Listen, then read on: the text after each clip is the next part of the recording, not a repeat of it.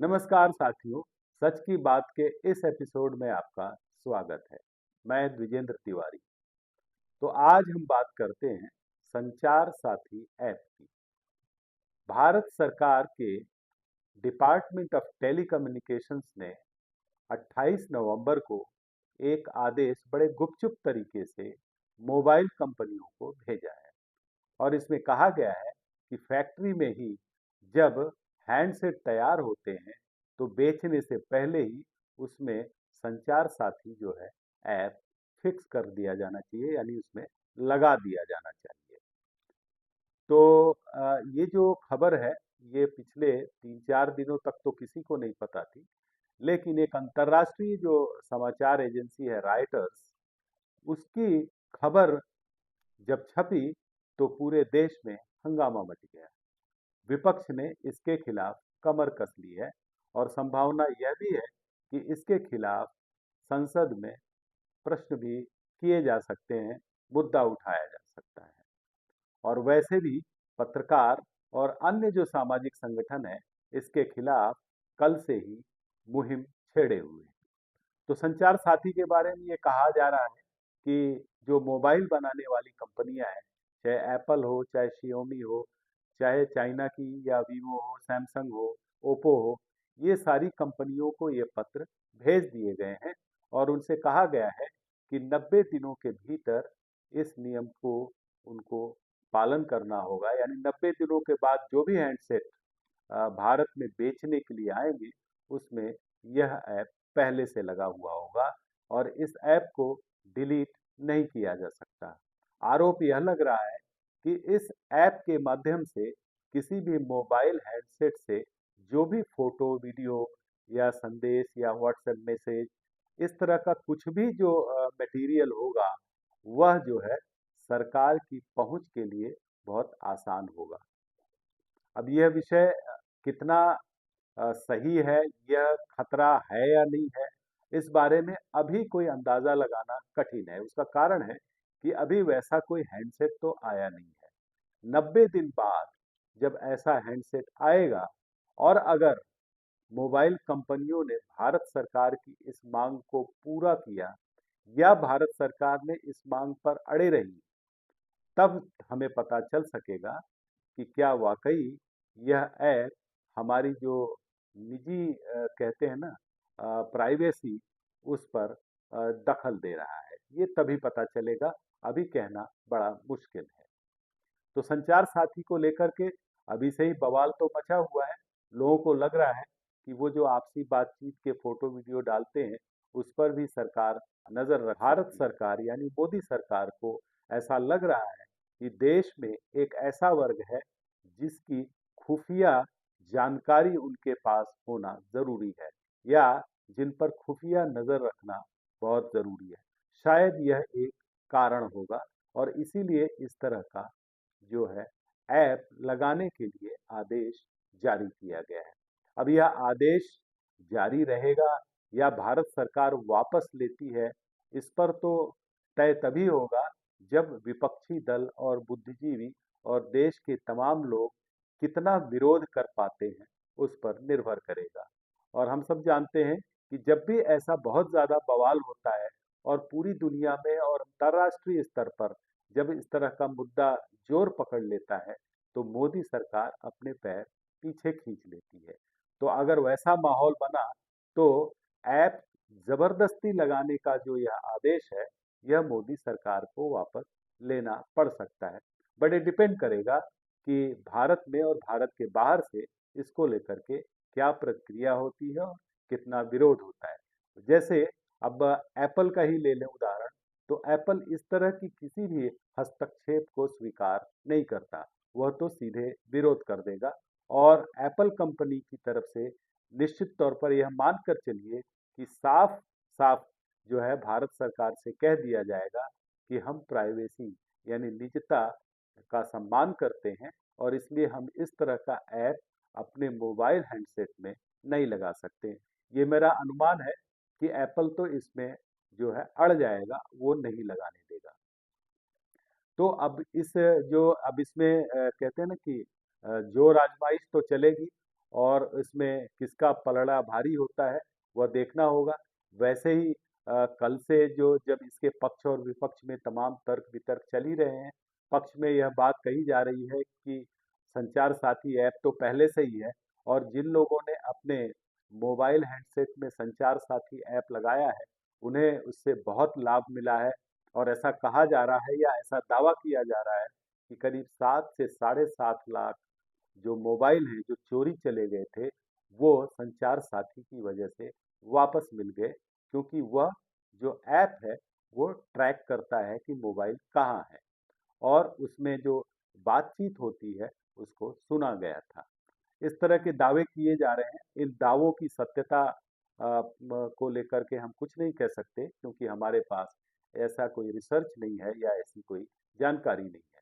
लेकिन विरोध में तो स्वर बड़े ज़्यादा ऊंचे हो रहे हैं, और विरोध वाले स्वर जो हैं उनका कहना है कि इससे आपकी हर चीज़ जो है वो सरकार के पास पहुंचेगी, यानी तब आपको मोबाइल पर बात करना एक खतरे का संकेत होगा। यानी आप बात ही नहीं करना चाहेंगे, तब मोबाइल आपके लिए बेकार की वस्तु बन सकती है। यानी जिसमें आप हमेशा यह डरे रहेंगे कि कहीं कोई आपकी बात कोई सुन तो नहीं रहा है, कहीं आपका लिखा हुआ जो टेक्स्ट है वो कोई पढ़ तो नहीं रहा है, और कहीं आपके द्वारा भेजा हुआ वीडियो कहीं किसी और के हाथ में तो नहीं पड़ गया। इस तरह की आशंका जो है, इसका विरोध कर रहे लोग जता रहे हैं। और जैसा कि मैंने पहले ही कहा, अब यह 90 दिन बाद पता चलेगा कि इस मामले पर जो मोबाइल कंपनियां हैं वो क्या रुख लेती हैं, और भारत सरकार क्या इस पर अड़ी रहती है या नहीं अड़ी रहती है। इसी से जुड़ा, अब ये तो विवाद तो चलता रहेगा, लेकिन इसी से जुड़ा मैं एक और एक कथानक आपको सुनाता हूँ, आपको शायद रुचि होगी। 1949 में जॉर्ज ऑरवेल, ये जो अंग्रेजी के बहुत बड़े साहित्यकार हैं, उन्होंने एक नॉवेल लिखा था 1984। तो उन्होंने कल्पना की थी कि 1984 में एक ऐसा शासक आएगा जो आपके हर जो जीवन के हर जो हिस्से हैं वहाँ पर वह उसका दखल रहेगा। यानी आप कहीं चलेंगे तो सड़क पर उसकी तस्वीर दिखेगी। आप टीवी शुरू करेंगे तो टीवी पर उसकी तस्वीर दिखेगी, किताबों में इसकी तस्वीर दिखेगी, और बड़े बड़े होर्डिंग्स बिलबोर्ड जो है वहाँ पर उसकी तस्वीर रहेगी। और आप जब कोई भी काम करेंगे तो कोई न कोई आप पर नजर रखेगा, और वह देखेगा कि कहीं आप सरकार विरोधी कोई काम तो नहीं कर रहे हैं। और उसमें उसे जो जो जो व्यक्ति है उसको बिग ब्रदर कहा गया। और इसीलिए उस नॉवेल में ही यह बात कही गई, big brother is watching you. यानी बिग बिग ब्रदर जो है, यानी बड़ा भाई यानी बिग ब्रदर आपको देख रहा है। तो उस नॉवेल पर एक फिल्म भी बनी 1984 में ही, उसी नाम से 1984 के नाम से एक इंग्लिश फिल्म भी बनी जो काफी हिट रही।